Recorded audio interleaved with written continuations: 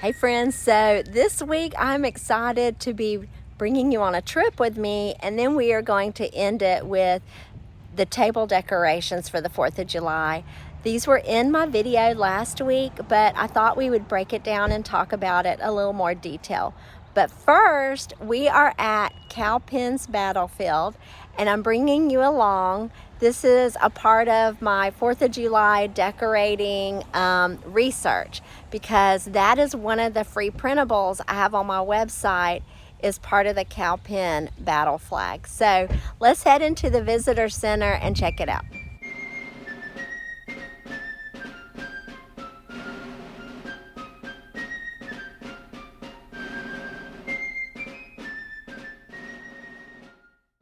Once we got into the park visitor center, we learned that this flag, along with a British military flag, were possibly flown on the battlefield, but not the Cowpens flag.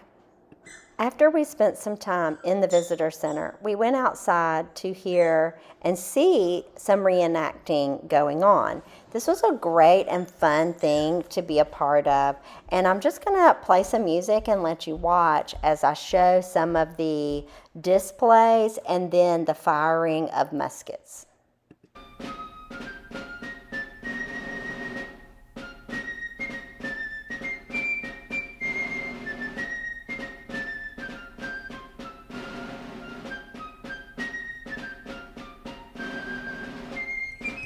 Ready? Take aim.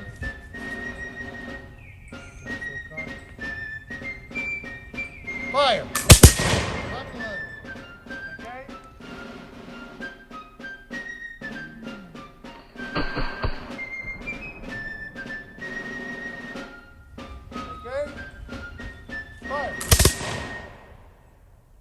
While watching the musket firing, a park ranger next to me showed me what is coming out of the muskets. This was such a fun experience getting to watch this, and I think children and adults alike would enjoy coming to the park.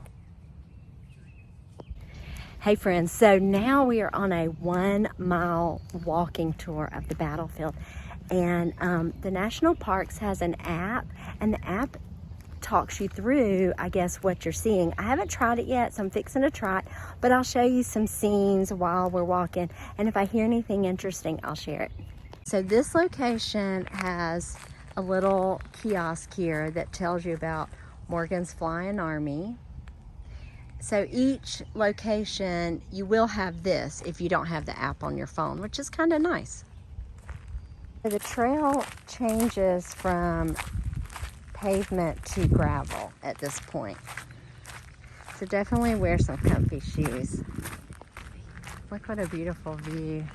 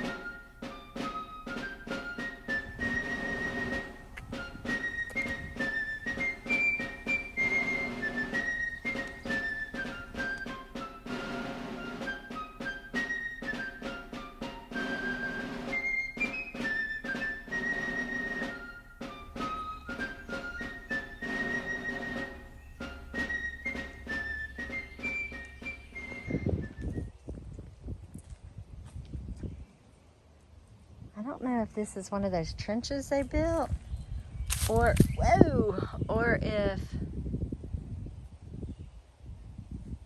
water's done this. Like, can you imagine that right here in the late 1700s, this happened? It just blows my mind. Blows my mind.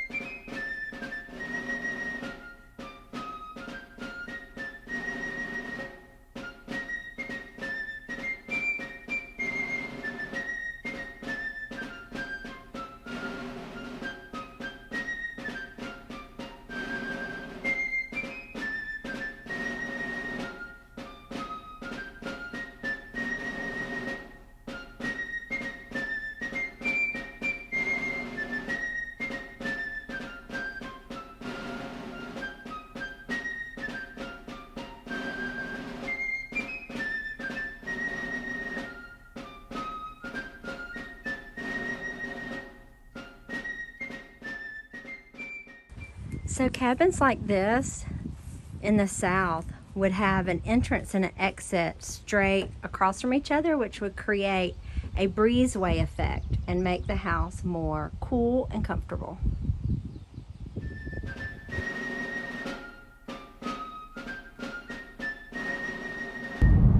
So what'd y'all think of that cabin? Isn't that so cool? I love experiencing old architecture, even rustic old cabins like that. So I hope you enjoyed the visit to the Cowpens Battlefield, and I learned that the Cowpen flag was created after the Revolution. So it was early 1800s, whereas the actual battle occurred in the 1700s. 1781, I believe, is when he said. So their electricity was out. The guy was super nice. He talked to me. He showed me these different flags that possibly were flown on site. They do not know for a fact, but it was worth the trip just to find out that the Cowpens flag is a revolutionary flag that was not flown on the battlefield. So anyways, so let's hop over and work on my tablescape, and then at the end I'll show you what I bought at the souvenir shop that I'm going to use as a decoration. This year's tablescape is super easy, and I started it with this centerpiece. I began with an ironstone pitcher that I found while vintage shopping, and all I did was stick some stick flags inside, and that was it. An easy peasy centerpiece. Next, I went to the place settings, and I used my grandmother's curio and knife dishes, and I added another plate on the bottom just to give it a layered, fun look.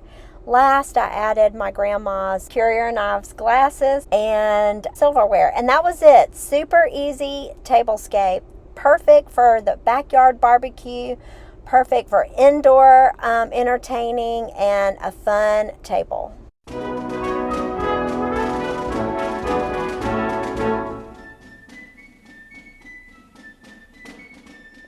Next, let's talk about other decorations in your dining area.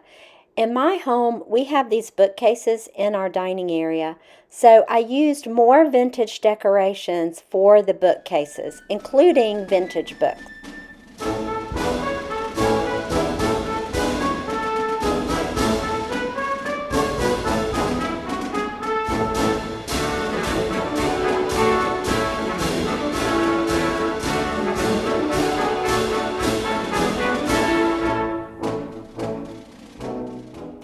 Most of you probably have a hutch or china cabinet in your dining room. I do have a hutch. It's in my kitchen area, so I thought I would share some ideas for that. One of the things I love to do is bring out any red, white, or blue dishes and small stick flags, like these Betsy Ross flags.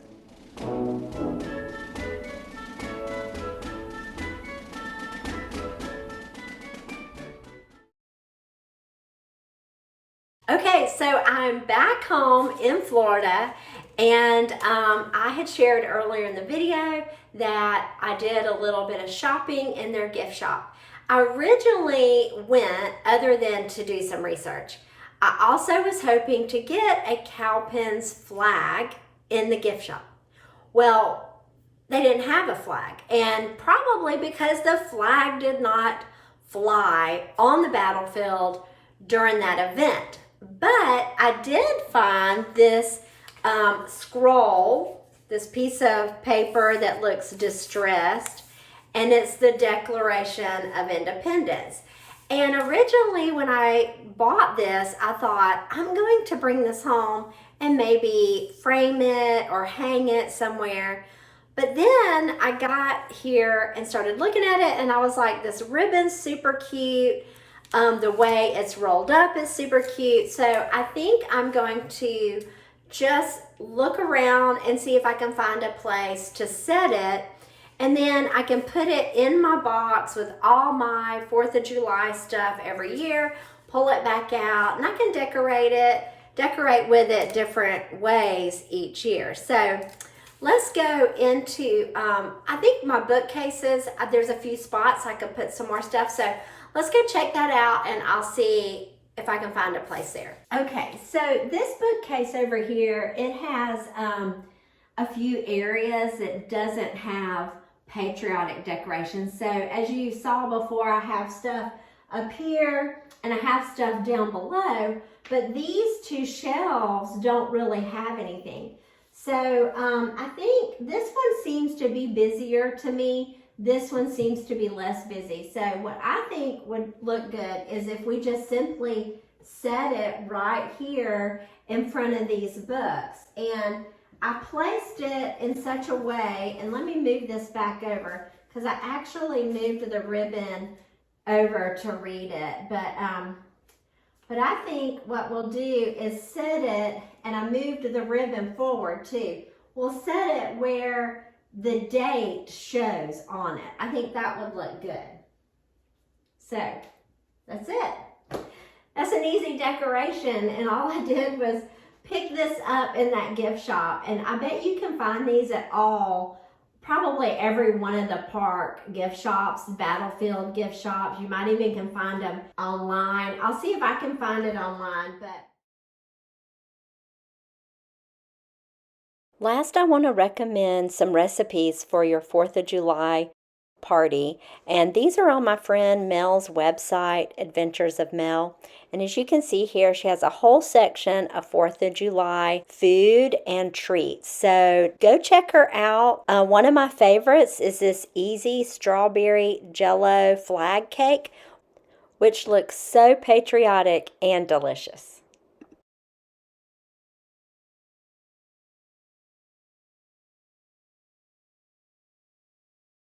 Anyways, I'm so glad you guys came to join me on decorating the table for the 4th of July and a few other decorations. And I hope you enjoyed visiting the battlefield.